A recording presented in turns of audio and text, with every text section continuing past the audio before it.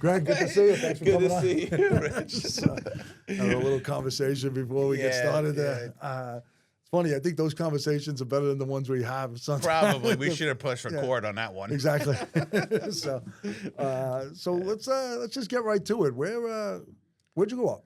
I know a lot about you, but not a lot. Oh, where I grew up in the village of Floral Park. Okay. So that's like right on the the Queens border. Were you on right? the Queen side or the On the Long Nassau Island side, in On the the Nassau village, side. yeah. Mm-hmm. So born there and raised?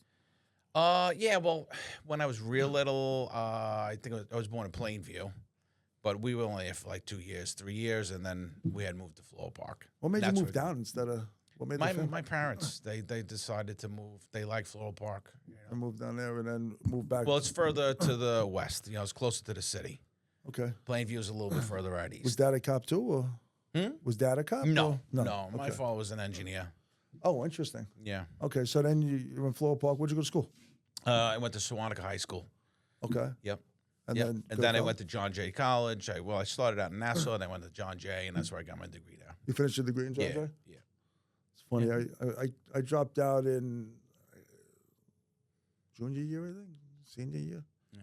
And then with the police credits, it put me over, but they weren't. It was some of the same shit we took. Yeah. Like the social science. Oh, yeah, and all that absolutely. was Yeah. psych, I guess, right? And they credited that 28 credits, and Yeah. so you had a degree before you were. No, I finished my degree there because I needed to get promoted. So at that, I needed my full degree. So that's Okay. when I kind of finished up everything too. So we needed a full degree to. Well, for the sergeants, I took the sergeant's test, so I needed a So- degree there. All right, let's get into that. Let's Yeah. talk a little bit. Well, like when you graduated high school, you went to college, and then right from there, did you do any odd jobs, or did you Yeah, get I worked for an X-ray company. So Okay. I was fixing X-ray machines when I was a kid. We're doing that X-ray processors and stuff on that line. But everything was geared towards I wanted to be a cop. So I was on the list. Back then, So you were like me, yeah. Yeah, like when it took a long time to Looking get to the on the chief. job. I remember, I think my list was like 28,000 people Wow. at the time, right? And then, you had to be at the top of that list to get hired within, Imagine 3 that. years. When did you right? take the test? Oh, jeez. I got hired in 93, so I took it like 4 years before that. So you were on. What were we on? 9006. I think I was 9006. And then it was 80. 9007, so I forget. whatever that That's was. a long time That ago, was but a I think it was very long time. 9006 or 9007, something like that. Because I was on 8150, 9006. So I got hired, I think it was 92.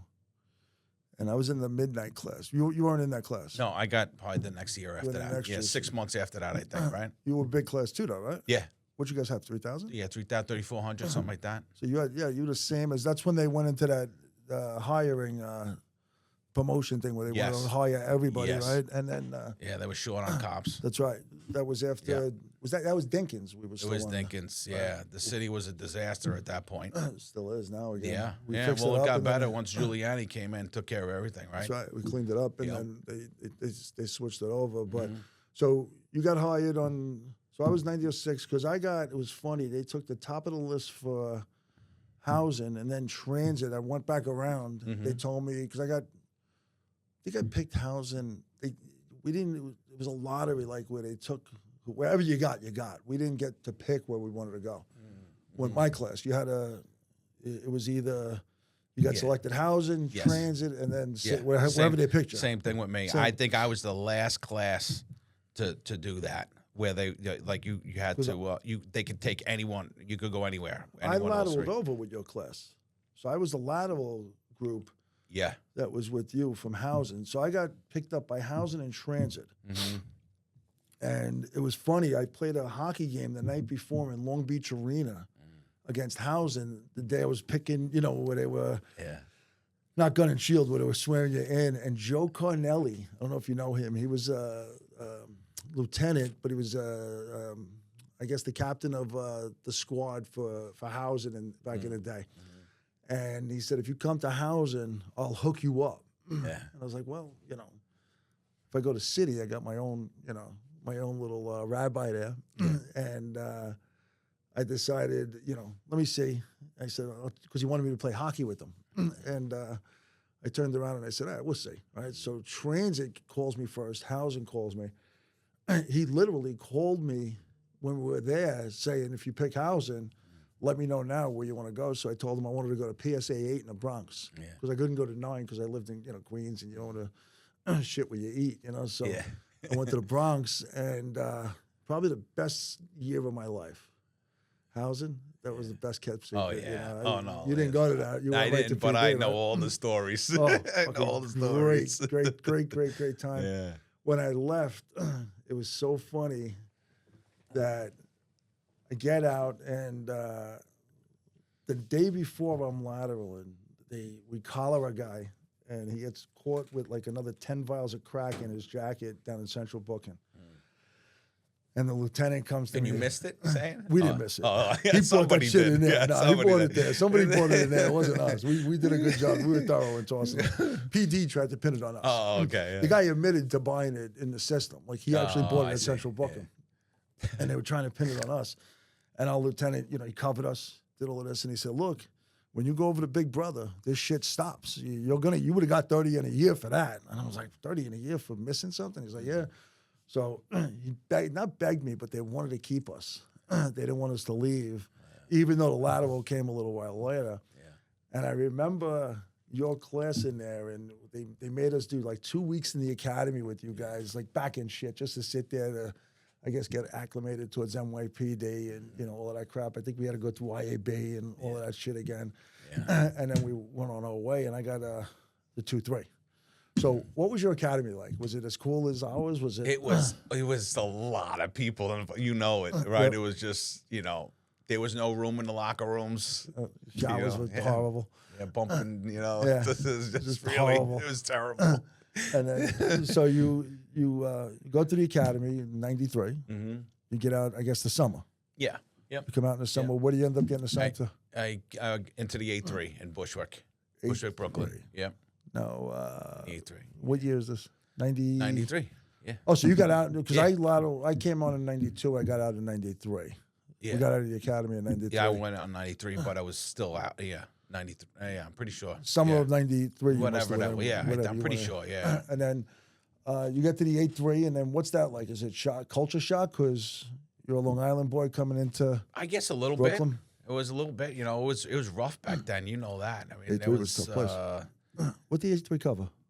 Well, Bushwick. But it was just Bushwick, and that's it? Yeah, that's it. Small, it was small command. It really wasn't that big.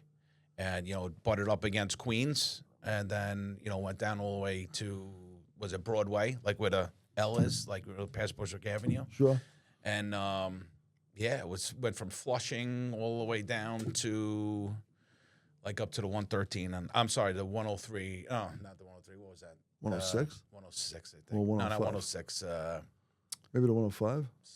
No. Or the 105? No. I forget what command Middle was on Village, the other side. wasn't it? Yeah, Middle Village is on the other side. Yeah, but it was small That's the command, but it 104. was really bad back then. Bushwick was a rough area. When did it start to switch? After I left, because it was bad when I left. So how long were you in Bushwick for? So I was there from '93 to I think '97. I went to street crime. So in that time, whenever the Diallo shooting was. Remember the Diallo yeah, shooting? that was 98, 97? 97, something like somewhere around then. Yeah, that was. I'm so bad with time and years. Yeah, me too. I really do. And as I get older, it just gets So worse. were you in street crime? I know. You forget it. I can remember what today is. Were you in street crime when the Diallo shooting went down? I was just got there. Yep. Were you in the Bronx or were you? No, so Queens? I was in Cage, citywide night there, gang enforcement, fell under street crime. Okay. So we covered the whole city. We weren't in a borough. Oh, you covered everywhere. We covered everywhere. Street crime, but we just had a different agenda. We went Where'd after you turn out of? Randall's Randall's Island. Island. That's what I thought. Okay. Yeah. And then was Richie Romano there when you were there? Richie Romano. He was in the gang unit, I think. Yeah, I'm pretty sure. Yeah. Everybody loves Raymond's brother? Yeah. Great Yeah. fucking boss. Yeah, he was a sergeant though. He was a sergeant. Mm-hmm. Great guy. He worked with me for a while. He was my boss in the 2-3. Yeah. Great guy. Awesome dude. Well, the whole show was like about him. It was. He was on it a couple times too, Rich. Yeah. So you end up in the 8-3. What made you just got assigned there? You didn't. No, I wanted to go there. Young, Want to see the what's kind of, like. you wanted something busy, and I wanted that, That wasn't, no, Dow was the 7.5, right? 7.5 is right next to us. Yeah. So you were, we touched the 7.5 to 7.9 on the Brooklyn side, okay. and then a 104 on the Queens side. That's right. Yeah, That was 104. Middle Village. Yeah, that Middle was Village, Juniper yeah. Valley Park and all that Yes. shit. And then Michael Dow was already gone. He was locked up already. Yeah, Michael Dowd. Yeah, He was 92, right? Yeah, I think so. Where he got jammed up Yeah. and collared that piece of, you know what? Yeah. Was he dealing with the 832 or is it just the No, I don't think that. I think it was more a 7.9 thing, right? 7.5? 7.5, 7.9. That 7.7, I think, right? Because 7.7 were the what the hell were those guys called again? The boys. Yes. Oh God, what the hell were they called? I know what you're talking about it. It's right. Yeah, You're right. It's on the tip of it. Some like a Some big, boys, yeah. And that was 90 or 89, and then Yeah. because I remember in a 2.3 to 3.2. I worked with some of those guys because they didn't get collared, but they got in trouble and they transferred them all over different commands. From the 7.7 or from the yeah, from 7.5 that that boys thing. Yeah, yeah, whatever that Midnight group was. Boys or whatever it was. Whatever it was. Yeah, we got it with I'm gonna remember in the middle of the night. Yeah. And I'm gonna tell me, text me to it. Yeah, exactly. So it normally happens. Yeah. We had the 30-30 Right. Yes. when it was in the 2.3 and they started asking people if you wanted to get transferred to the Oh, 3.0. you worked up there? And I was in the that's 2.3. Yeah. Do you know any of those guys? I knew a couple of them. Smolinski. Yeah. Remember that guy? Yep. I worked with him. He came. He didn't get collared.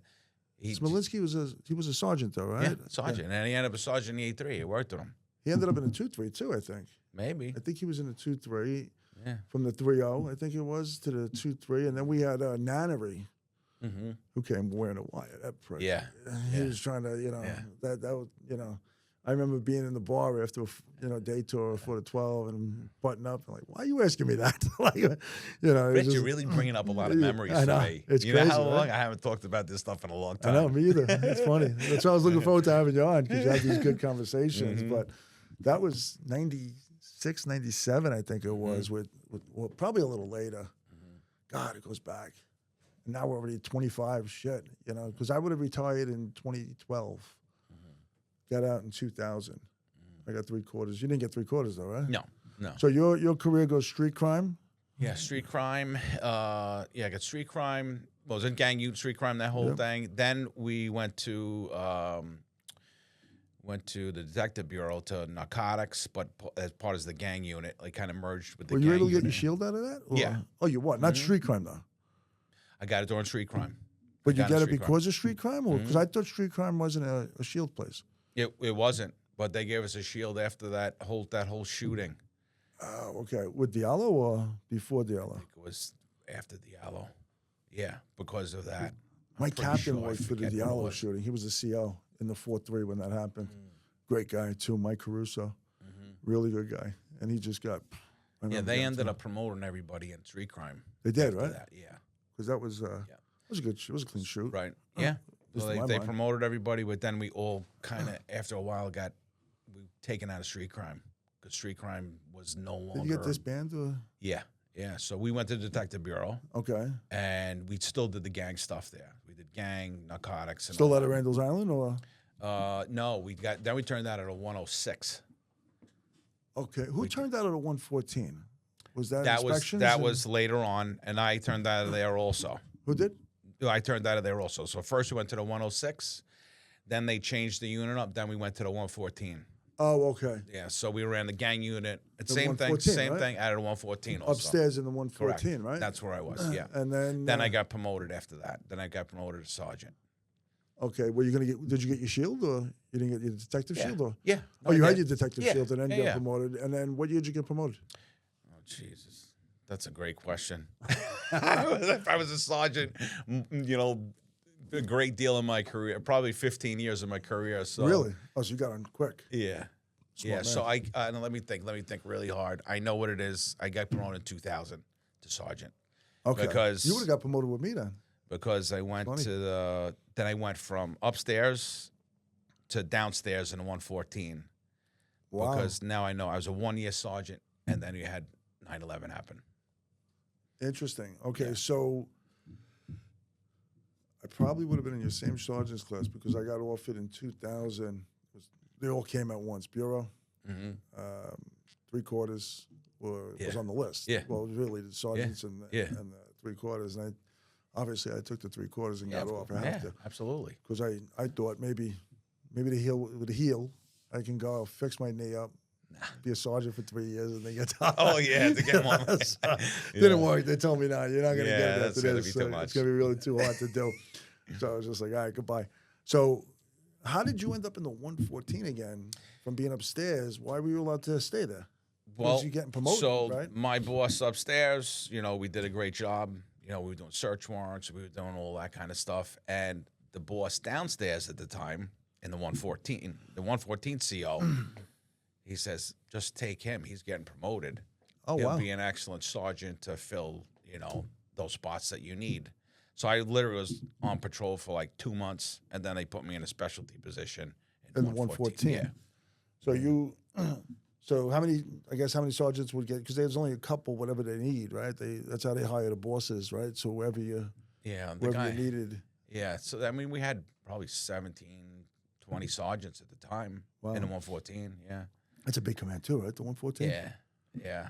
Those cover. Yeah. Some of the guys were not happy that I just went from upstairs I'm downstairs, surprised, all for patrolling 2 months, but. Can imagine. That's why I was surprised that they would do that. So 114 covered from Woodside, All of Astoria. Yeah. all Astoria, down to Long Island City. Yeah, Long Island City. That's probably about it. Right? Yeah. That was a big command, though. Is that bigger than the 108? Or because you butted with the 115 and the 108, I guess, right? 150. Yes. Mm-hmm. Right, because that was Jackson Heights. Yeah. And then the 108 was Long Island. My nephew worked in the 108 and then went to the 111 as a sergeant. And now he's in Freeport. Oh, wow. So he went from the 108 to the 111 to Freeport, and he believes Nassau is the toughest place he worked. So Freeport's the busiest place, the busiest command that he worked. And it was interesting. I don't know if you saw this last week, but there was a shooting in the 111. Oh, wow. Where suicide by cop. Oh, I did heard about that. Yeah. And I was telling my nephew the story.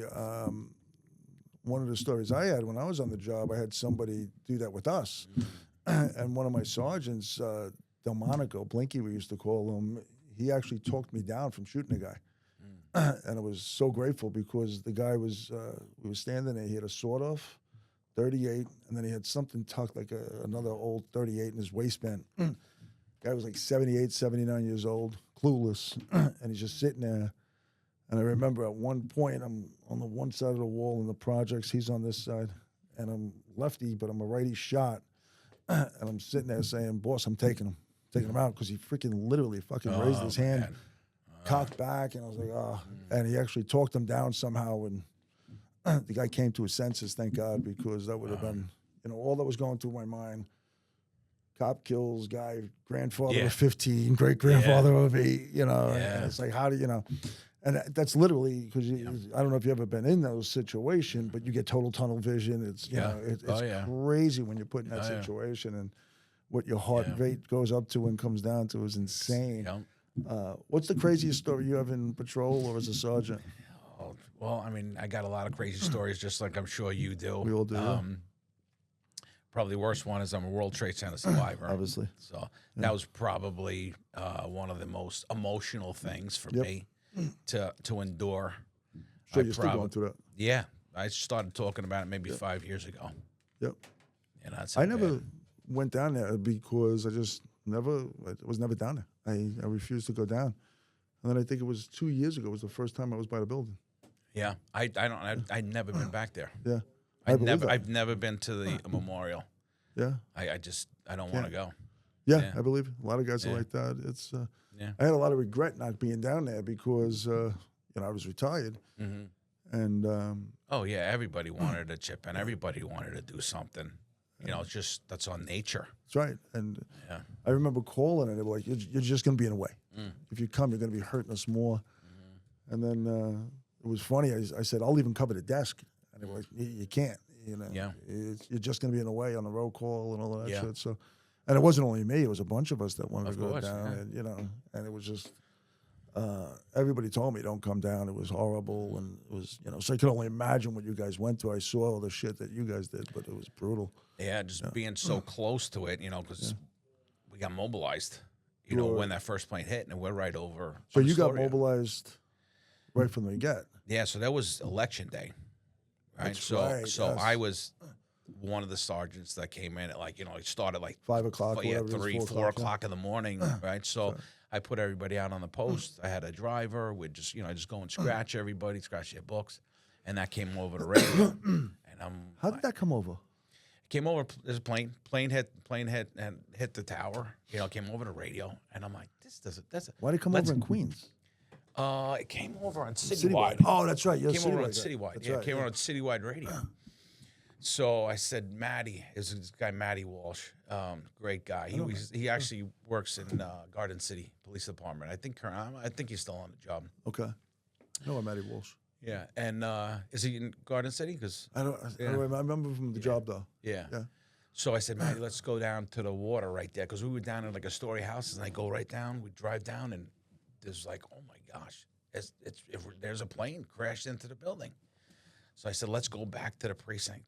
Right, so we go back to the precinct, and that right away they're calling level 4 mobilization. Now I'm an extra sergeant. Wow. So they said, you know what? 1 in 8. You know how it goes. 1 in 8 from every command. That's right. So immediately get 8 cops, all from the detail. I was going to Because say, we what didn't did they need do with the election? They shut it down.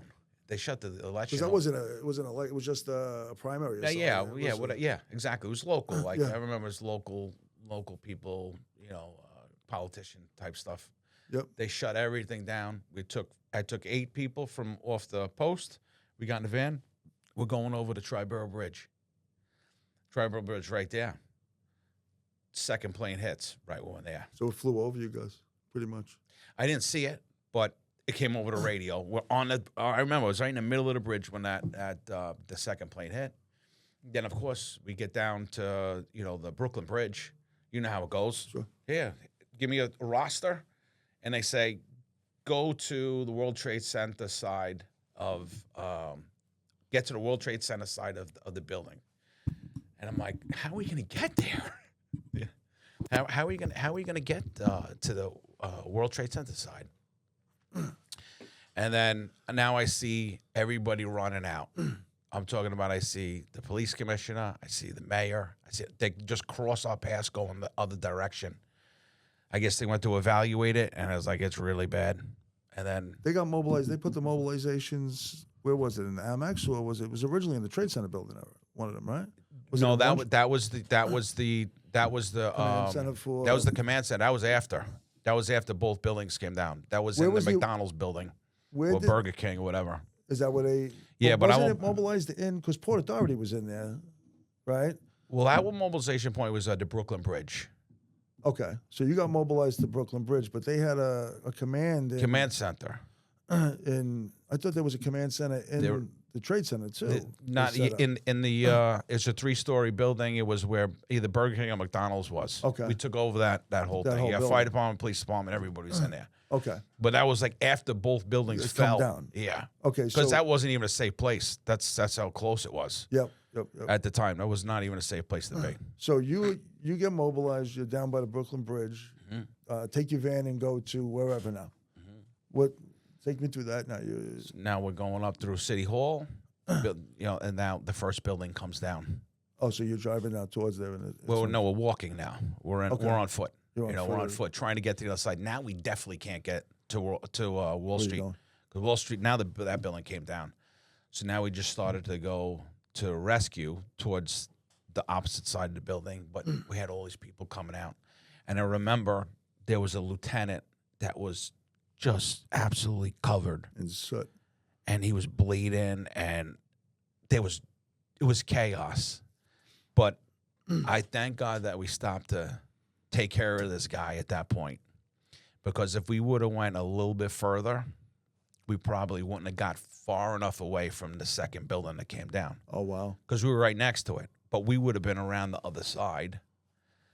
that's crazy. And so we stopped, and that half an hour that we spent with him, or 20 minutes, until we got him medical attention. And then we started to go around the other side of the building because people were still evacuating and jumping and all kinds of stuff, crazy stuff. And then we were able to get around the opposite side of building 7. So building 7 was where we had a Command center. not command center, the what do you call it? OEM. Yes, Office of Emergency Management. It was brand new in that building. It was 50 stories. We managed to get behind that building to save us from the brunt of that second building coming down. And again, I know when they told me to take you back to this, how brutal was that impact when you got hit with that fucking dust cloud? Rich, it was you didn't know you didn't even know what was going on. It's like the end of the world, I'm assuming. Huh? Yeah. Like I'm trying to figure out what else is going on. It was crazy. It really was. Insane, yeah. It was, because you could, you don't know what you do in those situations, right? Because again, our natural instinct is to just run. Yeah. Well, that's what we did. And get people and save people, and and I know people appreciate it, but it's not appreciated enough to realize what Again, you put that image in. Imagine police commissioner, at that time that was it Carrick or was it Bratton? Bratton, It was Bratton? Yeah. So these guys are running away, and you're running towards it, and all of this shit's happening, and you're going through I know what they're doing. They're evaluating what they need to do. They're not going to, I get it. Yeah, me too. I get that. Yeah, you expect it, but you imagine that people are running away, and you're running into it. It's borderline insane when you think about it. My partner has her sister was she was with cancer, and she would say unfortunately, but fortunately, I think from stories that I got is from what I was told. You'd have to listen and talk to Jeannie about it. Was she missed her train that day, and she was never late to work a day in her life, and the whole thing was like. When you talk to Jeannie, she went to a medium a couple of weeks prior to that, and they said your sister's going to be rewarded. And there you go. And that was and I remember Jeannie telling me her sister said, "Well, some fucking reward, because now you got that on your mind, because you got guilt, I guess, from not being in the building or whatever." It's crazy what goes through people's minds when you go through this shit.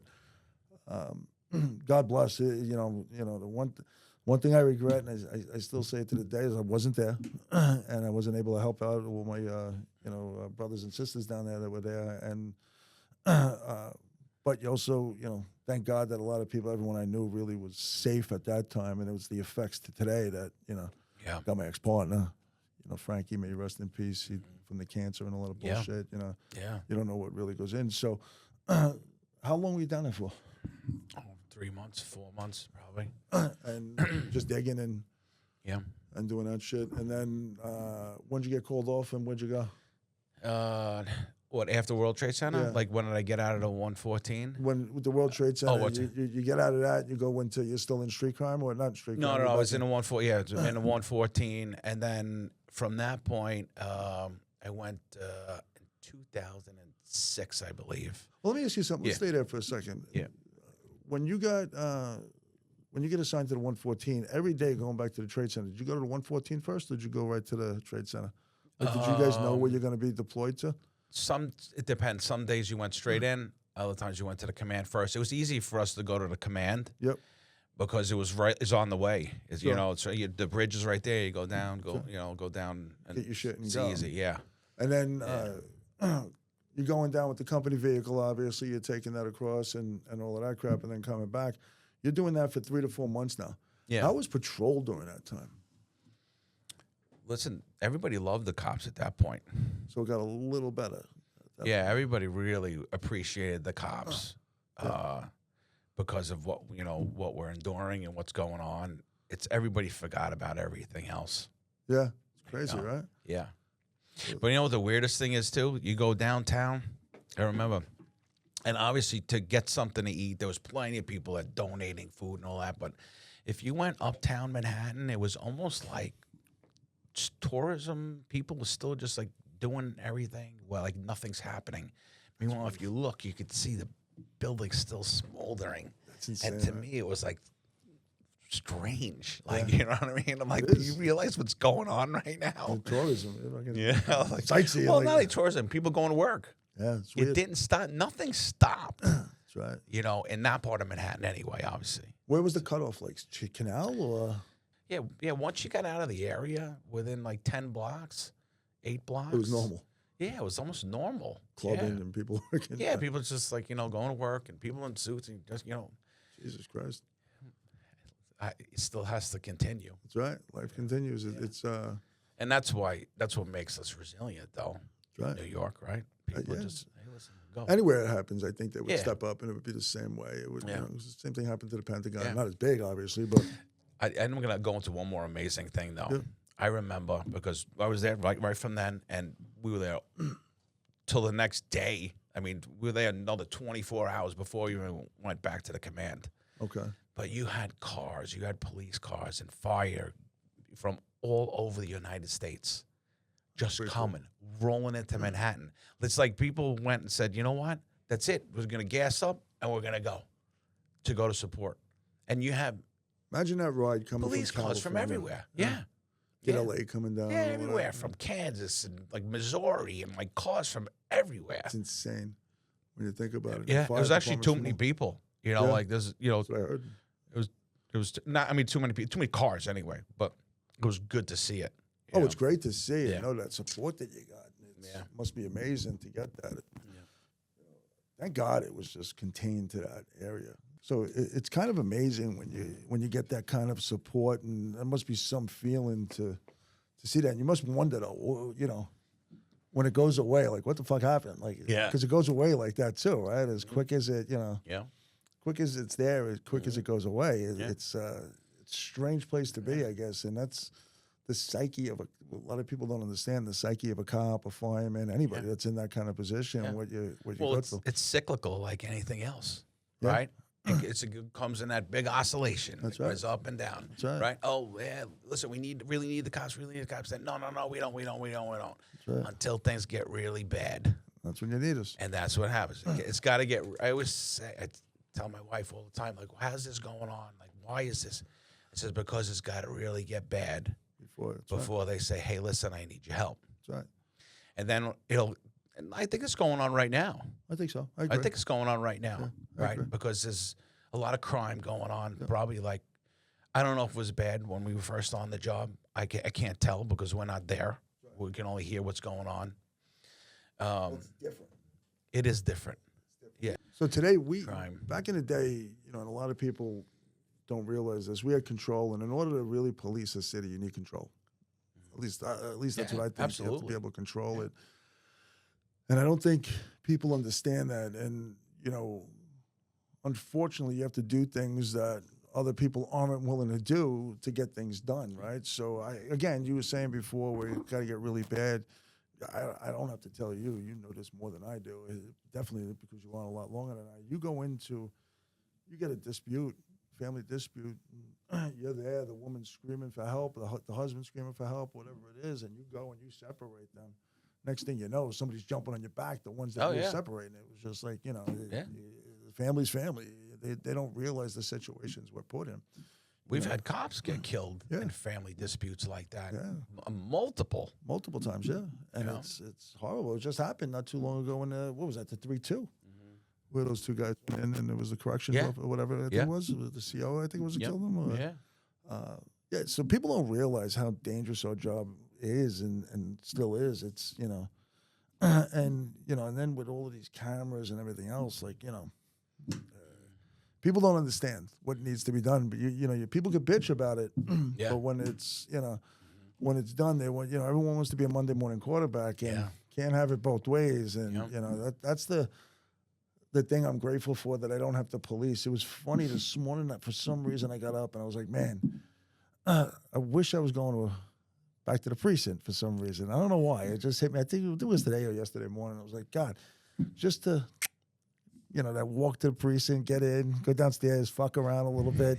You don't know what's going to happen. You know, you're going to get hit with a fucking glass of water or somebody's going to, you know, something's over your locker. You know, the stupid shit that will go on. You know, the guys the clowns were always fun. Oh, my God. It was hysterical. It was, you know, some of the shit that was done. I remember stupid shit going to the restroom and somebody, hey, you want company? Looking over. Looking over the top. Oh, yeah, that was a commonplace It was just thing. a normal thing. You know, shut the lights off, hit you with fucking whatever. It was just, it was a lot of fun. So you end up becoming a boss, and you end up doing what you're doing. Where do you go from there? I ended up going to Taru in 2006. Yeah. That So must have then- been interesting. We had some Yeah. great. That's in the beginning of it too. Tell everyone what Tyro is. So we dealt with a lot of different facets of technology, really. Hostage negotiation and all the setup and all the preparation to help the negotiators out. All the telecommunications, all different equipment used to help hostage jobs. People say, "Hey, listen, how many hostage jobs are there?" Because they think of like somebody like taking over a plane or something. Yeah. It's not only about that, man. It's this Pushing robberies, whatever. You get 3-4 hostage jobs a day. Yeah. And a lot of it is, somebody barricading themselves in a house with someone else because either somebody's after them or the cops are after them, whatever it is, whatever the situation. And it's your job to get them out safely. Mm-hmm. So obviously with us and ESU, hostage negotiation team, we all work together to go ahead and get those people out safely. That was one facet of things. Then How much training do you have to go through for that? Oh, we did a lot of training. It was constant training. It was, yeah. Taru's a constant training type thing. You training with ESU? Who are you training with? Yeah, you train with ESU. You train. You go to Everybody. Yeah, everybody. Yeah, yeah. Okay. Sometimes we did citywide stuff. Like you bring, borough commanders in, and so if we have a situation, because every large scale situation, Taru would pretty much go to. Okay. Yeah. But now, what was the main? Okay, so you just tell us what that is. What else did you guys do with the technologies? Because you're setting up cameras all over the city, right? So like every big job, like police involved shootings, terrorist activity, whatever it is, anything to do with camera systems, bugs, wiretaps, all that. That's what we did. Tracking vehicles. Things have changed now, obviously. But technology changes so quickly. Some things we use and we don't have to use anymore because just technology just took it over. Correct. We did all the telephone tracking. That's what I ended. The last 3 years in Taru, I took over the telephone tracking. So they did all the wiretaps in the city, and we did all the cell phone tracking. So squad would call up, "Hey, listen, we got a guy wanted for a homicide. We got his cell number." We go up on the cell number, and we track that phone. We'd be able to track that phone until it's me to you, right? Yep. We're gonna get that close to that guy. Now, how hard was it to deal with the phone company? Well, you probably didn't have to deal with it the way the squad did you? Well, to open up the warrants or they would get the warrant, but we would put the wire up, or we'd put the track up. How hard was it dealing with like Verizon and all of those? It all depends on the situation. Okay. So if it's an exigent situation, there's exigent circumstances. Easier to do. There's liaisons to all of the phone carriers, and they're all law enforcement liaisons. Okay. They know, we give them the right language, and they implement it, and they give us the warrant to go up on the phone. Okay. So, because I know sometimes pulling records from that shit was just atrocious. Sometimes, if it's a real dangerous situation it needs immediate attention, like especially like a suicidal person or a cop just got shot or something on that line, they're going to give us an exigent almost immediately. It's literally fill the telephone call, okay, and then we do the warrant later on because it's exigent, and we go up on the phone because time is going to cost a life. Yep. Yeah. Okay, and then so what's that like different from patrol? Like what's your you go to patrol, you're hanging out in a car. Is it the same shit or is it? No, it's way different. Is it? Yeah, it's way different. We used to sit around and do nothing and just think of ideas on how to abuse each other in the car. You're in the side of the car. That too. Yeah, I guess. Well, it depends on where you're working, really. Correct. Yeah. Yeah. Some those patrol guys sometimes handle 18 jobs on a tour. That's true. Yep. Depends on where you are. Running from one to one, right? That's right. And but then it slows down. And then, yeah. Well, I guess fun. It could be really slow, but then it could be like everything is shit's off and the hook. you're working for 3 days. That's right. And you never know. That's the great thing. That was the great thing about that job because you never knew. Every day was different, One morning or one afternoon, I did midnights. Yeah. So especially with housing, it was one day I remember coming in, why do you guys have 4 dozen eggs in the back seat? No reason. We're gonna cook. Yeah. Next, like the car's getting bombed for guys from the rooftop. So, We stupid made potato guns back in the day potato on patrol. You remember the guns. potato Yeah, guns? I do remember that. Yeah. And we used to drive around and shoot each other with Potato potatoes. guns. That's so stupid. Some of the shit that people would only know, and we wonder why we're mad at us. Yeah. But all right, so Taru, you end up going into that, and again, a lot different angles, different cameras, and all of that. So day to day is just same shit every day. Is it, we going out getting a warrant, putting the taps? What else do you guys do? You guys also did the project buildings too, right? Did you do all the wiring of that? Yeah. Are you actually doing the wiring, or does somebody else come in and wire it? That we have separate contractors, but we oversee all those contractors. They're all subbed out.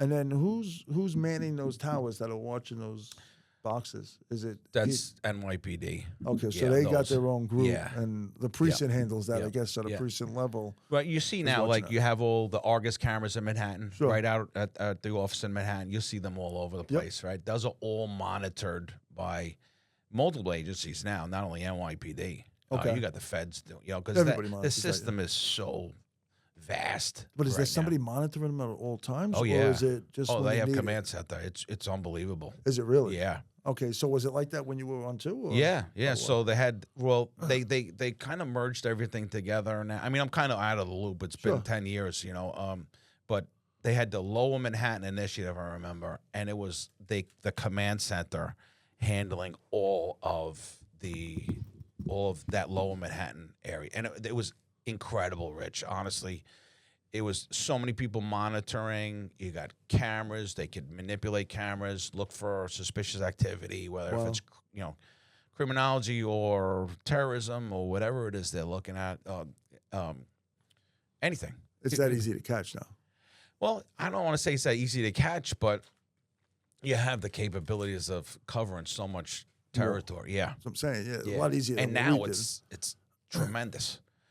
Imagine. They're tremendous, and now they're putting all the license plate readers into it. People are driving by, and their cars goes into a system. So now you got somebody who's a terrorist. Okay, we got him driving this plate. Pick them up instantly. You're gonna eventually you'll be able to track them across the United States. Right. Eventually, once all these systems are You integrated. really don't have to follow anybody Yeah, anymore. it all captures does it. it itself. Yeah. It just follows for you. Yeah. It's it's pretty interesting how back in the day you had to do the work, the legwork, Yeah. and now it's just. And again, you're right. I don't want to take anything away from the detectives or anything today, but it has to be. You're just looking at video all day now to figure it out what's going on. Yeah. Because again, I remember coming up. They used to say the best place to best place to do anything like this, but you do a homicide is, 5th Avenue and 57th Street. You do it right in the concrete, and you don't leave anything. But now, obviously, you can't do that anymore because everything's on video. Yeah. Everything you do is on video. It's crazy what's become. I think it's good. Yeah. It helps us, I guess, be safer a little bit, but you still have a couple psychos out there that don't give a shit and don't realize that. Yeah. So, when did you end up? How long did you stay in Tyrell? I was there 15 years, I think, or something like that, or 13, 12, I don't know, something like that. Pags worked with you, right? Yeah, Mike? Yeah. Fucking guy. Yeah. How's he doing? Have you talked He's to him? doing. I talk every once in a while. I talk, but he's doing good. Yeah. You gotta mention me. Mention my name Yeah. to him. See what he says. Last time I saw him, it was in the 114. Him and his partner, he was working with a female, and I was on Crescent Street and 24th Avenue. No, 24th Street and Crescent. Oh, Crescent and 34th Avenue. There was a bank on the corner, and Mike, I saw him in a sector car, and I jumped right on the fucking hood. And the partner shit up dancing, and Mike's like, "Oh my god!" So I'm spitting on the windshield, and he's like, he's like, "No, he's on a job." I made him drive me home, but he's a good guy. Wasn't his brother in a shooting or hit by a car? Oh, he got dragged by a car in a 113. He got hurt He was pretty in the bad. 113. That's right. Guy dragged him He had three quite brothers, a few right? blocks. Mike, there was 3 of them on the job, or 2? I think it's just him and his brother. I think so. Yeah. His brother worked in the 114 also, right? At one point. No, it was 113. 130. That's where he got dragged. I know, but wasn't he a cop in the 114 Maybe. and then went Could over? be. I don't know. This was before. I don't know. Mike never made sergeant, right? No, He was a detective He in was a Terrell. detective, Yeah. and then his brother was a sergeant, though, right? Sergeant, yeah. and Mike, didn't he have a father? Was a I think his father was on the job, but Oh, then he so ran was his a own boss? business afterwards. His father was very successful, man. yeah, his father was a good. I think I Yeah. met him once or twice. The father, Yeah. and I'm pretty sure he was. He might have went into the security business or something, but think he's so. very successful though. Is he really? Yeah, I think so. Yeah. And then Mike got hurt too, right? Yeah. Yeah. He ended Both up of them. both of them. He got 3/4 also, Mike. or- Yeah, I think so. Yeah. Did you know Mike Habert? No. No, you didn't know him. He was in Brooklyn Homicide, I think. No. Another good guy. He was out of Brooklyn. Mike was in the academy with me. Yeah. Me and Mike. I was in his class. He was a fucking psycho. Yeah. We had a psycho. He's a lot of fun, Mike. He's a funny Yeah, guy. John Redmond. We had a crazy group. I think he was the only one in our group. A couple of them made captain. It was John and what's his name? A company sergeant. God, I can't even remember his name. Oh well, yeah. You lose so many people. Yeah. But it's It's crazy because when you go to work with all these guys and like we're all the same. We're all the same cloth, right? Like Kevin Catalina. Now Kevin Catalina is now the police commissioner for Suffolk County. It's insane. He was my boss in the gang unit. You know what crazy, I mean? right? And the greatest guy. Uh-huh. But he was really good at his job. He really did. He went up those ranks, and man, he hammered it. He was very well respected. He made all the right decisions. And now Suffolk County's got him, and they're lucky. God bless him. They're lucky to have him That is because good. he's a great guy. That's awesome. Yeah. You see shit like that. That's pretty cool. Yeah. It's all right. So you go through the job. When did you retire? 13? 10 years ago, something like that. Yeah, something like that. Yeah. Did you do 20 or a little bit more? I did 23. 23. Yeah. So what is that? What does that equal to? 93 to when? What is You're I'm asking me, I terrible. don't know, 20, Yeah. 2015, 20, I did 2016? 20. Yeah, I think it was just about 23. What made you stay on? I was building my real estate business. Okay. Really, yeah. that's what I was doing. So I started my real estate business while I was on the Yeah, job. let's get to real estate. Let's Yeah, start. yeah, that's the important thing, Yeah, right? Exactly. And so, So you're still a cop when you get your license? oh yeah, Okay. oh yeah, that's how I really knew. Did you have Hey, to file listen, all the paperwork and all that shit? yeah, I did. They knew I had. I just did it just because you know how the job works. Yeah, If do you a don't tell 49. Tell them what you're doing, Yeah. but it's not conflicting with anything, so it's never a problem. It's not like if you're a security business, that's different, Yeah. But no, there was no issues, and that's how I built my business, being on the job. But my sphere of influence was all Conniving cops. cops, You want to fucking? firemen, this one, You want a good detail today? You want a good post?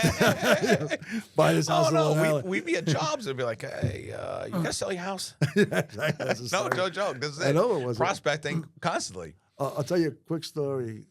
One of our guys, I'm not going to mention his name. He was a Pennsylvania state trooper, I think it was. He told me he did 17 and a half years and retired. Right? And he stayed in real estate. And I said, why didn't you wait out the 20? They have the same thing. It's 2.5 more years. What the hell's wrong with you? So he said, I'm literally chasing a guy with a gun. He said, we're chasing these guys. And we end up in a house. And he said, as I'm chasing him, I see foreclosure papers on the table. And I literally stopped and picked up the foreclosure papers. And he said, this is dangerous. I shouldn't be doing this. And at that moment, he knew it was time to retire. Oh, yeah. That's Oh, crazy yeah. shit. But Yeah. I remember going to work, same as you, with a laptop, and they were looking at me differently, though, because, again, I was on, going for 3/4, so I'm out sick all the time, and I got this, I'm coming to work upstairs, and I got the laptop out, and people are like, what the fuck is this guy doing, a laptop, Yeah. and, at the pound or some shit like that. Yeah. So it was a little different, because I was in property management, too, when I started. Yeah. So you get some time, yeah. So now, how much time are you on the job when you got your license? I probably had maybe 17, 18 years on the job at the time. So you're doing real estate on the side? Yeah, I started that. Believe it or not, I actually started writing mortgages before that. Really? First, I started out writing mortgages, and that was pre-banking crisis. Okay. So I started writing mortgages. I was doing really good with that. Then that banking crisis came at the place, and I'm like, well, we're not writing mortgages anymore. So this is 09 now. That's like 06. 06. Okay. It was 06 I was writing mortgages. Okay. And then How do you get into writing mortgages as a sergeant? I don't know. I just Somebody come up to you one day and say, no. My wife, she was in commercial lending. okay, That's so, and she's like, you'd be really good at like doing that. I said, okay, I'll give it a shot. I went, got my license, did the whole thing, went for the courses, and started writing. Well, it was easy for me, you know. I'm sure it It was. really, yeah. And then there's all these cops that needed mortgages, you know. But I didn't think of the real estate end that back then. Sure. Banking crisis happened, and then that corrected, you know, like 2009, 2010, things started to change around. Then I started to think about real estate again, because I always thought about real estate, Okay. like license-wise, because I was invested in real estate.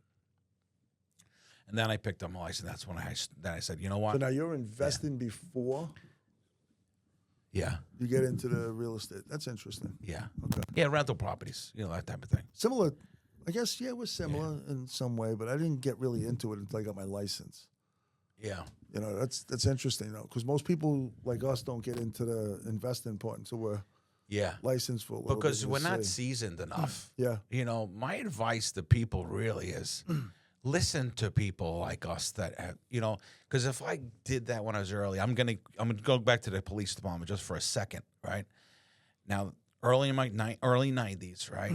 There were two guys. They were both sergeants that I worked with, and they were buying buildings in Bushwick.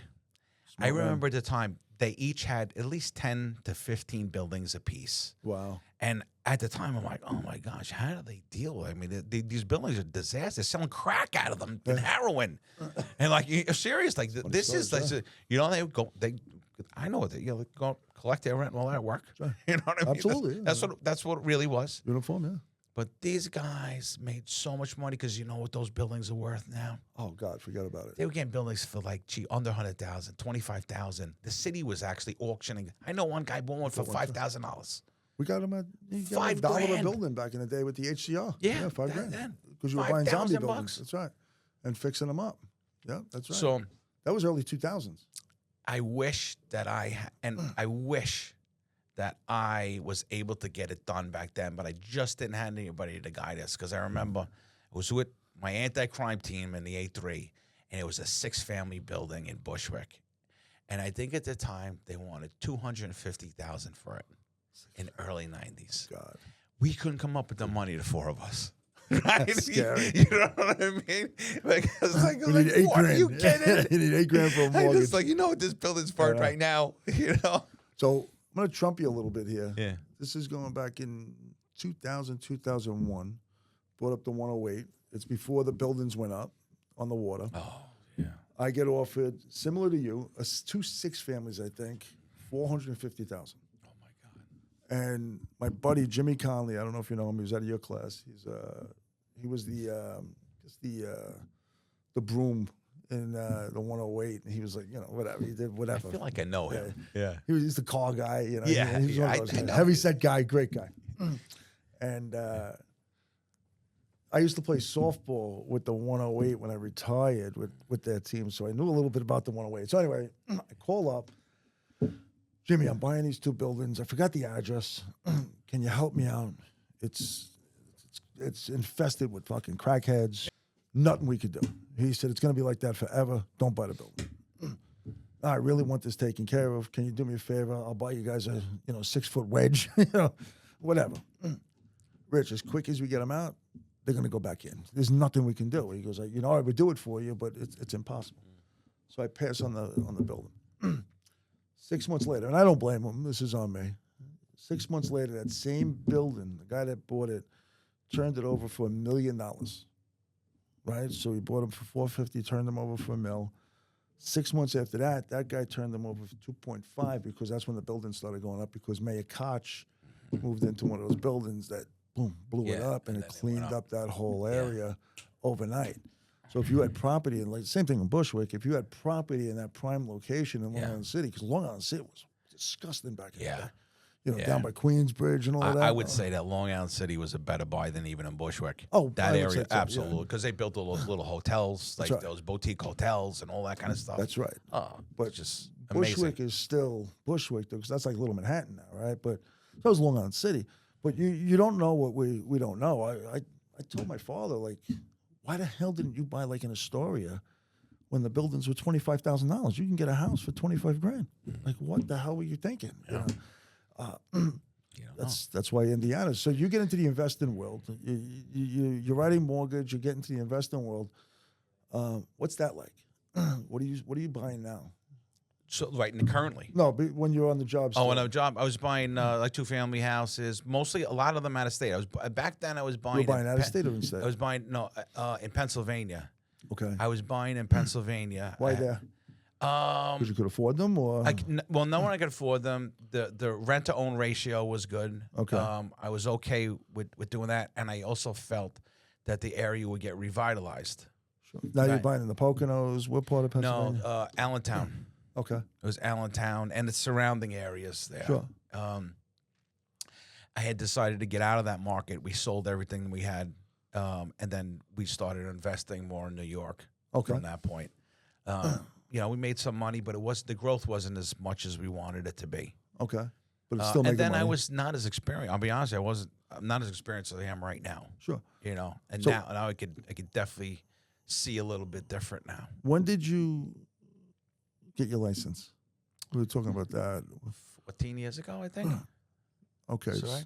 What, the real estate license? Yeah. Yeah, about 14 years So ago. you were still on a what year job, is or that? you're Yeah, still on a job. still on a job? Yeah. You get your real estate Yeah, license. I'm retired, I think, 10 years. 10 years. All right. So 14 years ago, you get your license. I'm bad with the Same as me, dude. I don't I know. can't remember dates. Yeah. Nothing like yeah, So- something like that. Yeah. You got a ways to go, man. I'm 54. Wait till you I catch am up. too. Oh, you are? I I'm didn't think- 54. I'm born in 70. Me too. Okay, there you go. I thought you had a little bit more time.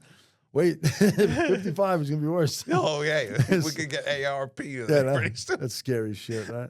And Julia's sitting there looking. I see this. But so you get your license.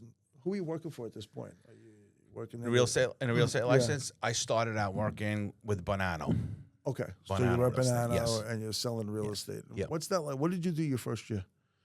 First year I did amazing. Did you really? Yeah, first year I bless. did amazing. For not having any business, I started that right out the gate like you should and go after FSBOs, expireds, and all that.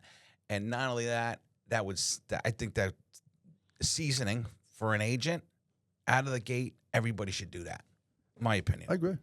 My too. opinion, because you're going to see people, you're going to see rejection. Make sure you can handle that rejection. That's right. I remember there was a woman, she wanted to sell her house, but she didn't want to sell her house. But I think she just liked me coming to the house to talk to her. Yeah, she just wanted company. But all I did was practice on her.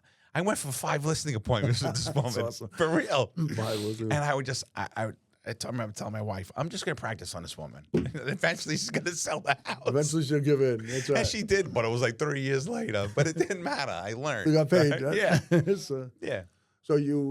So you go in, you do pretty well your first year. Yeah. Second year, when you retired, did you build up your business enough where you could did. just do this now? It did. And you're Yeah, I full-fledged? built up my business to the point where I knew I was burning candles at both ends, right? I'm Okay. probably making triple my salary, NYPD salary at that point.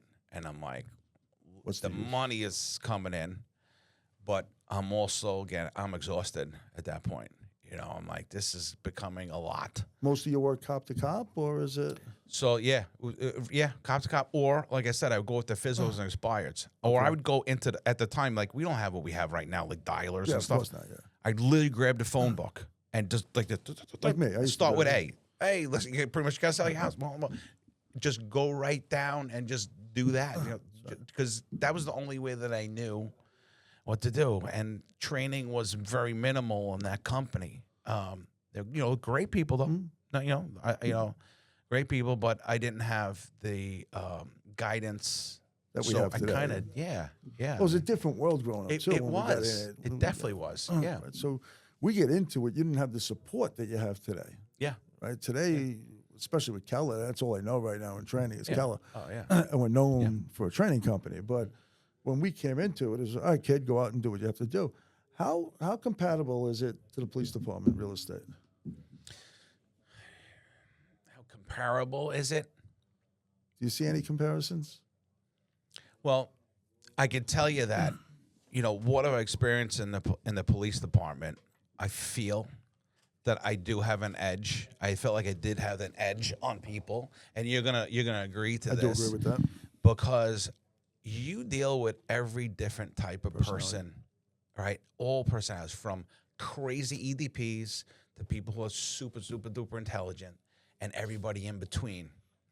And I think if you could communicate with people, you could be successful. And I'm not saying anybody else doesn't have it. I just felt like if I wasn't in the police department, I may not have had that skill, right? And some other people don't have to do it. You know, I'm not saying you have to be a cop to get this skill, but I felt like that was a big plus for me. Somebody asked me, I don't know if it was Gary or Steve Morris. I know it was the president of one. It was either Exit or Keller. What was your best sales job? And my answer was, you know, they comparing, like, because I did a lot of business like you when I was selling. And what was, give me your best sales moment? And I said, believe it or not, it's when I sold so-and-so, you know, with the fact that he's going to jail for life, and I sold him on a burger and a cigarette. Yeah. Just being polite with him. Yeah. And I think that was the best sales part. We were selling people, Yeah. obviously, like you said, on the job, where when you talk to them, you know, people didn't come up to us just, you know, some of them did, you know, some store owners, of course, and, you know, they wanted us there to protect their stores and all that, so they were nice to us. But every time you ran into people, it was not good most of the times, you know. Most of the times you were there to give them a summons, you know, lock them up, do this, do that. So it wasn't a really good, you know, even though I did C-pop and I would hang out, it was far in between when you're really dealing with people. So the sales part was the everyday. When you hand somebody a summons, you know, you're selling them the fact that I don't give a shit, you're going to give me a complaint, but, you know, I don't want one. Yeah. You know, I don't want to get the reputation of being an asshole. So you're creating almost a mini relationship. Correct. You know, in that small time. And, you know, and if you're a prick to me, have a nice day. Enjoy those 8 summonses, you know, and you moved on. But you're right. We learned how to talk to people a little different.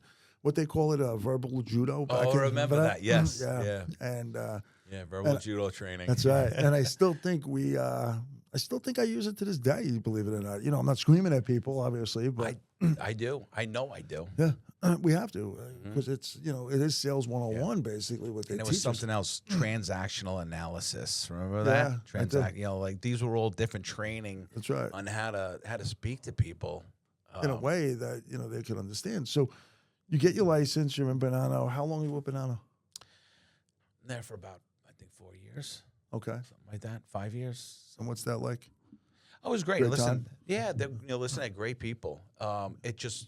It was too small for me at that point. It had nothing to do with them. They're like, it's the great people. In fact, a lot of those people are now currently at our office in Massapequa. So when did you make the switch over to Keller? I guess 10 years ago. Was it that long already? I think so. Were you still on a job or retired?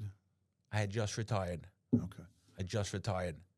And that's how, you know, Michael Brand got me involved. I was pissed at him. The Gave office. you the OP position. Yeah. Yeah, that's how I ended up, you know, buying into Keller Williams and becoming the OP. And we were in the other office on Sunrise Highway. You know, that office wasn't working anymore. That's how we have the office that we're currently in right now. It was Remax, right? That was... Michael bought it as a Remax. Right. That's right. Yeah, he bought it out as a Remax. So you didn't buy it? I didn't buy it with him. I thought you did. He bought it first. Him and then Brian did, right? Yeah, him and Brian. Okay. And then they brought me in. You came in how long afterwards? Probably not long. No. And then... Probably like... Did you hire the first TL or Mike did? Mike had the first deal. That was Joe. No, that was Lauren Byron. Oh, that's right. Yeah, Lauren was from there. me. Lauren actually recruited me to the company. That's right. Lauren came from me. Yes. He asked me, and it's funny, I'd say this story. I had a tough time deciding between Lauren and Linda. And because Lauren was a fucking beast. Yeah. She was a beast. I remember with Lauren, I gave her $600.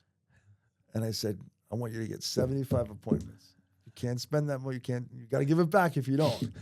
And she was up until the last minute. I helped her out, and the last minute she got that 75th and basically gave me the FU sign and took the money and then said, never do that again. She was a beast, Lauren. I love her. Yeah. She's great people. She is great. She is. And then so then she ends up leaving and goes to Ozone Park, and that's when Then Joe comes in. Yeah, Joe comes in. And Yep. then, Yep.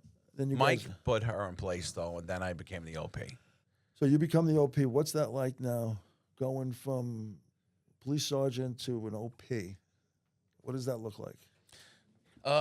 What's the difference in handling it? Right? Handling the day to day as a with cops, and then the day to day with real estate agents. Yeah, it's and much different. it is, you know. Yeah, of course. Yeah, it's different. Everybody's an independent contractor. It's a little bit. It's a lot different. But it's the private industry is so different than the police department. I can't even put my finger on it unless if you experience it. Maybe you can put it into words better than I can. I think of it this way, right? So we preach accountability so much in the real estate business, right? And I think you'll appreciate this or understand what I'm saying at least. I think we look at being accountable so much. If you're going to make money, you need to be accountable. The police department, we had to be accountable. Yeah. You were accountable to all And your that's it. actions, and there's Yeah. no other. You had to show up. You had to show That's up, it. right? And you had to do your job. It was, and if you didn't, you had to answer to it, and you might not answer to a boss, but you were answering to somebody else at that point, right? And I always said this too: if you fuck up here, you lose a deal. You F up on the job. Yeah, you lose your get life. fired or go to jail, or lose your life. yeah, even or lose worse, a life. Yeah, or somebody else, and it's so you don't realize the level of accountability that we have as cops, combined with sales. I think it makes the perfect real estate salesperson or mortgage salesperson. Yeah. So, so I get what you're saying, 100,000% on that. Now, you come into Keller. And now, what is that like? Like coming into that world from Bonanno compared? And again, I'm not trying to compare offices. It really, honestly, once I made that move, my business doubled and just kept on going from that point. Okay. It really did. It really was probably it is the best move in real estate that I have ever made to come to Keller Williams. So now, but you were still investing in properties, right? Yeah. And to this day, you're still investing. Yes. Did you learn how, like when you got to Keller, did that change your outlook on looking at investment properties or not really? Not really. I kind of brought that on myself, even though there's a lot going on with Keller Williams with that. right. And especially now, even as more years go on in our company, we want people to get involved with that. So I think we're focusing on that more so than it was in the past. A lot more so. Yeah. Right. And then, so now what do you end up doing in that world? You said you went from Pennsylvania to New York. Then where'd you end up going? Because you own in Wyoming. Yeah. Right? So now, right now we're in New York. Okay. We're in Arkansas. We're in Kansas. We're in Oklahoma, and we're in Montana. Why those states? Easy to deal with? Well, not only is it easy to deal with, landlord-tenant laws are yes, absolutely. The average rent-to-own stuff also. The Montana property is not a rental property. We did it as a land acquisition. Okay. So the land acquisition, we bought the land and we subdivided it, and we're selling off the land, right? So we've been selling off the land. We have that for about 2 years. Who's we? I have partners with that. Okay. I have an investment group. There's 4 of us together. Is that what's his name? No, Alon? different group. That's okay. He's with some of the properties in Arkansas. Okay. With Alon. Another great guy. He's impressive. And then I have other buildings with somebody else, another guy from the office. Okay. Him and I just own it together. And then we own stuff on our own too. Sure. How many doors do you have right now? Oh, geez. So we got Arkansas. We got 24, 63, 67. Long Island. We got 12. And then Oklahoma. We just started buying. We just got 1. Why'd you choose Oklahoma over like St. Louis, Nashville, and I like Indiana? I like the growth. Do you really? Yeah, Tulsa is growing like crazy. Okay.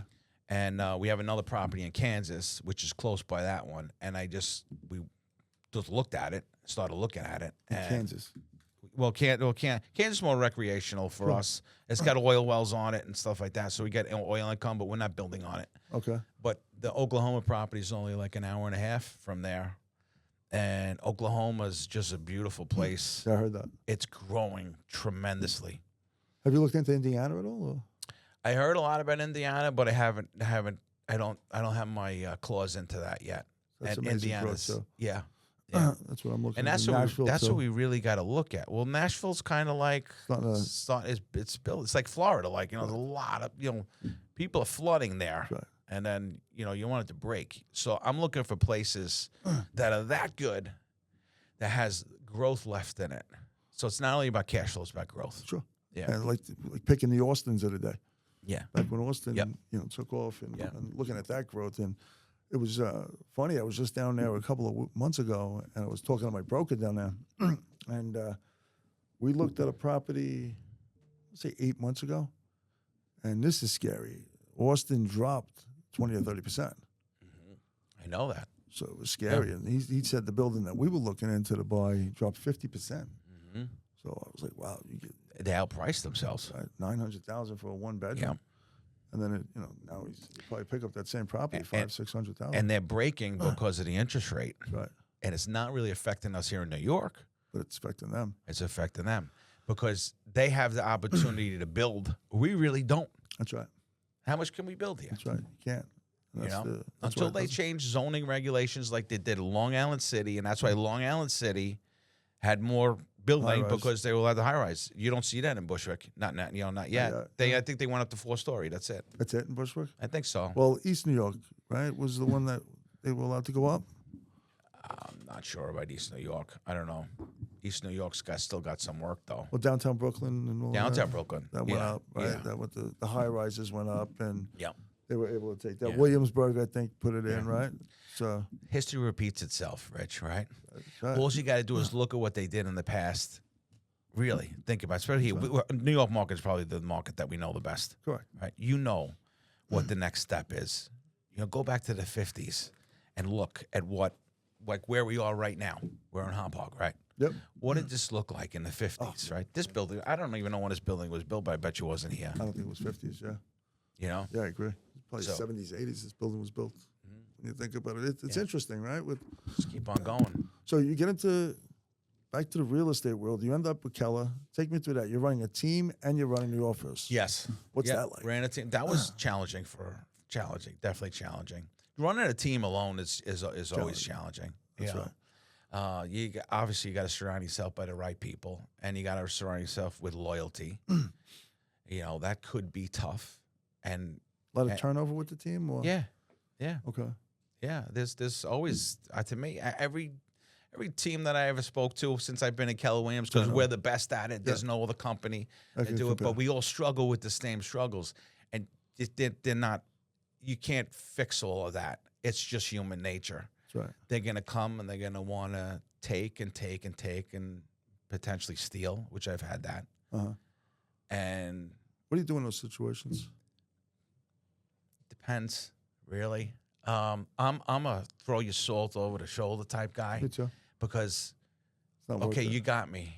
You know what I mean? Not going to Okay, get me again, but you got me. Yeah, but you got me, and it's not worth the aggravation. That's right. I'm just gonna get another listing, or get another whatever it is, or we'll replace it. But I know that happens to everybody. Oh, without doubt. And then they say, People okay, just deny it. Yeah, I say, okay, I could do this on my own. That's because that's what they think, and then it's just not working out for them, maybe, or not working out as good. But that's okay though too, That's right. because I welcome it. I never said, just okay, go ahead, just try not to steal from me. Yeah, when you learn, when you want to come back, you can just start over again. You got to start from the beginning. Yeah. I used to, when I did it, it was put my guy in the corner, my assistant, when he wanted to leave. Stand in the corner. Think about what you did when you wanted to come back, So you buy into Keller, you're running the office, and you did a really good job there. I got to give you credit, because that was a tough place. I remember when the conversations we had. I and remember everything. talking to you back then. I had to make some really Hard decisions. tough decisions. Better you than me. It was stressful for me at that time. Imagine. Without having to go into great detail Yeah. to it. But it was very stressful, because you can't have bad people Yeah, you can't. that surround you. Again, you're only as good as people surround you, right? And there was some people that weren't. Happens. So you end up getting the OP position. You're there how long as an OP? I think I had the OP position a total, I want to say 6 years. Maybe 6 or 7. Was it Something like that that. long? Maybe 6. I think it's 6 years. And then 6 years. because me and you handled the Newsday article together Yes. for Keller. That was Dude, was before that COVID, took right? 3 years, right? Or 4 years, that thing. that was a while. Yeah, That took 4 years. That went on a long time. Oh, my gosh. Still goes on. It's still going on. That was. We'll leave that to another day because that conversations we had was just, you know, and then with our attorneys, it was more talking about basketball. Remember that? You know, so that so was crazy. that was a real cluster. For you know. agents that got acquitted from any kind of wrongdoings, that we better pay the price. It's ridiculous. Sad. It really is. It's really another day on that. Yeah. That's something it's just ridiculous. But all right, so we go through that. You end up. When did me and you end up in partnership? Was that 2 2 years years now, ago? I think, right? It's over 2 years 2 already? years, yeah.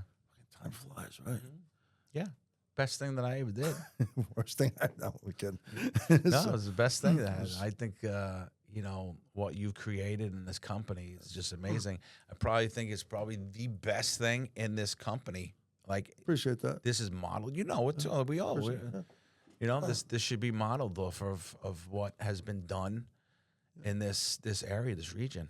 I appreciate that, and Yeah. that comes because you work with good people. Mm-hmm. But you have, it's funny. I went to Harvey McKay's roundtable with Brandon, and one of the things they asked me was when you come down, because I give all the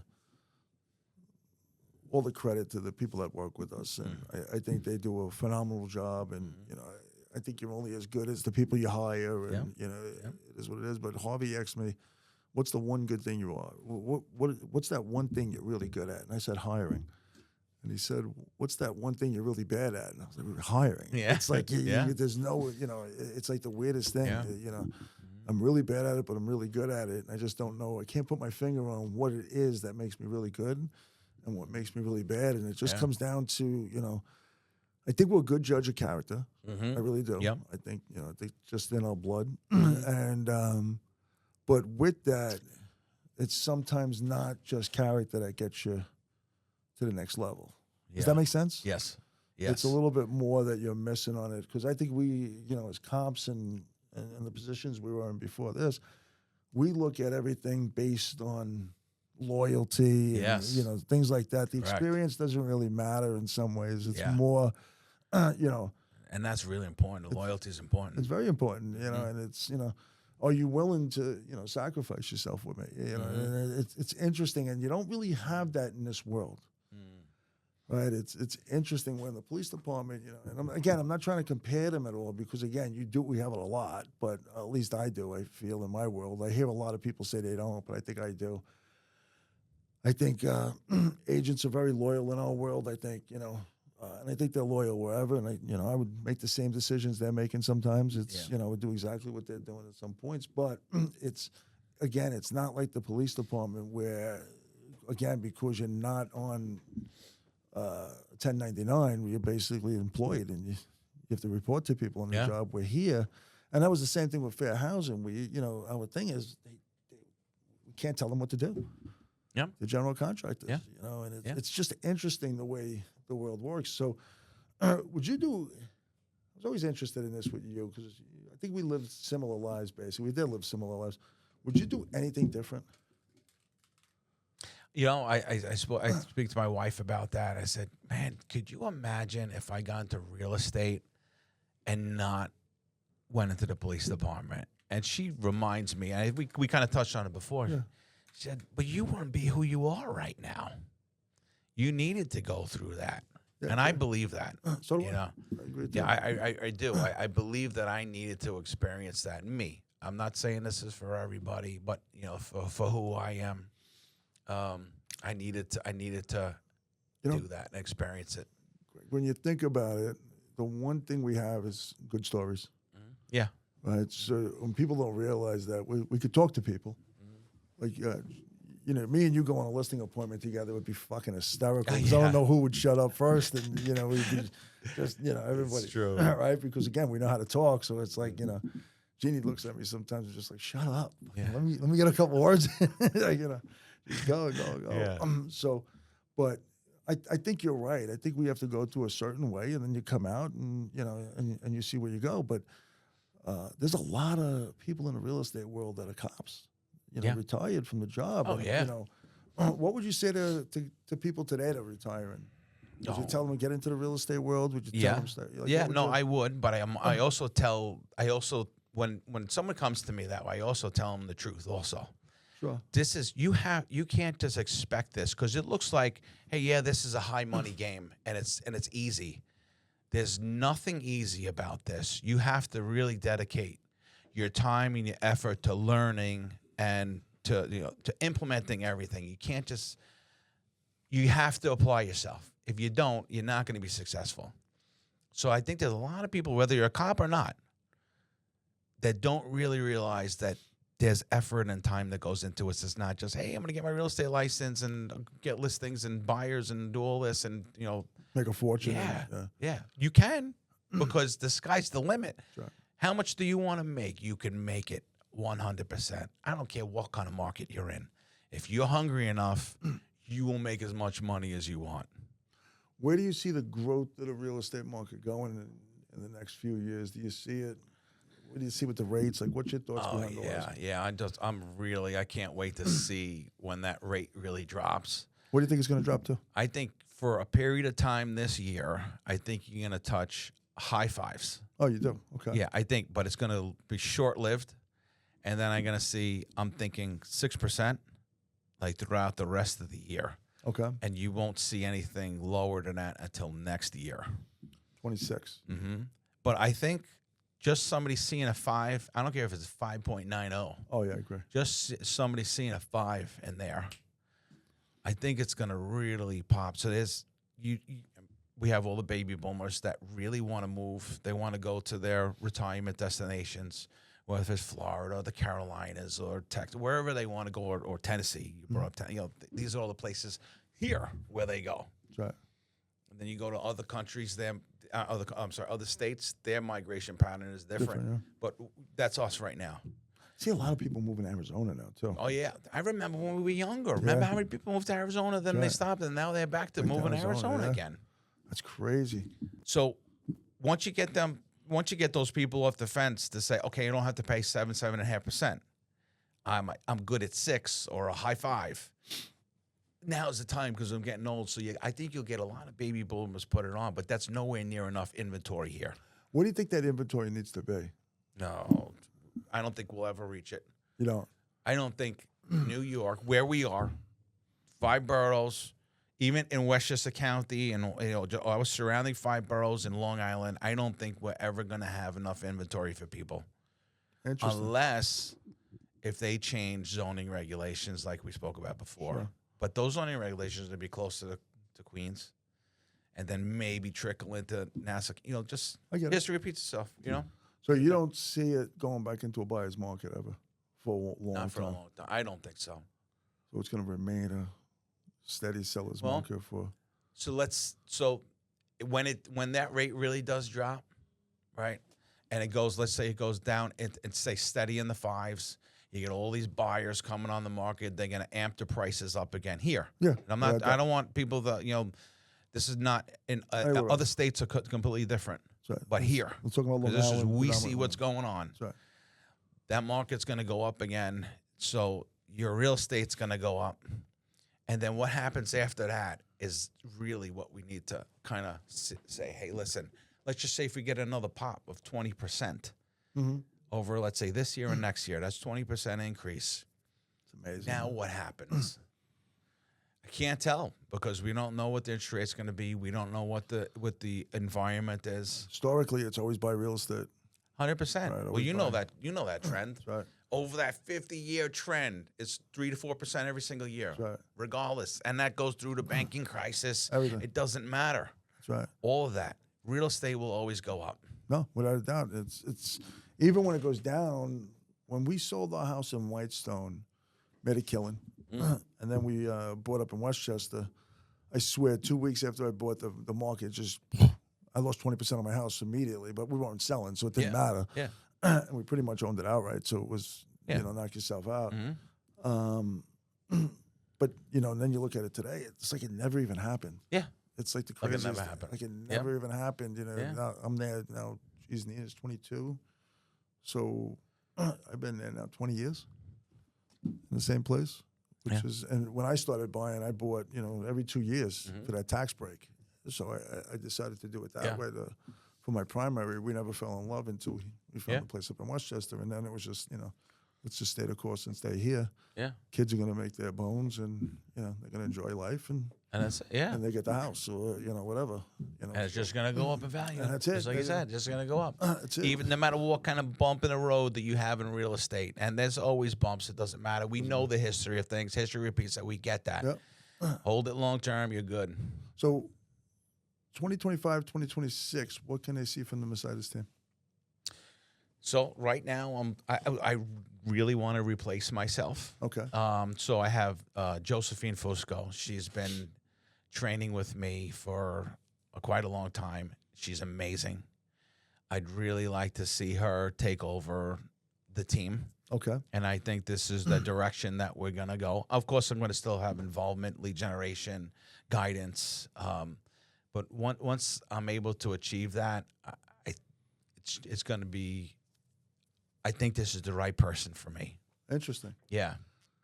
I think this is the right person. I know her for a very long time. She's very loyal. She's very loyal to me and my family. Okay. So I trust her. What kind of production?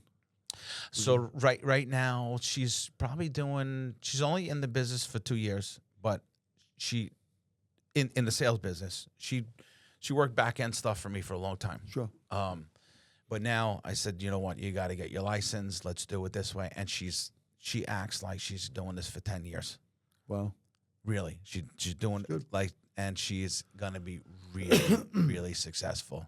So a couple more questions, and then we got to go because we. Yeah, sure. Time's Yeah, full. we could probably do this for another 2 Yeah, hours. easy. Are you one of those guys when you're training somebody, you micromanaging them, or you? It depends. It depends on what I see from them. Sure. What I see from them. I'm not going to micromanage somebody that does not need to be micromanaged. Of course not. If you need me to get on it, yeah. And then if I got to micromanage something, that's just a break. Yep. I feel that that's a break. It's not going to work. I agree. Yeah. You need somebody who brings on their own responsibility. A lot of times, they do deserve the guidance. They do Absolutely. deserve the questioning, Attention to help. But for somebody who needs to be micromanaged on, say, like one topic, and we got to go over that 10 times, and you're not getting it, that forces micromanagement, and that's what you don't want. Yeah, definitely not. Anyone looking to sell, buy? They need to reach you. Where do they get you? Yeah, you can call me on my phone, 516-241-4109. Been a pleasure. Love you, Greg. Thank you so much for Thank coming out. you. Appreciate you.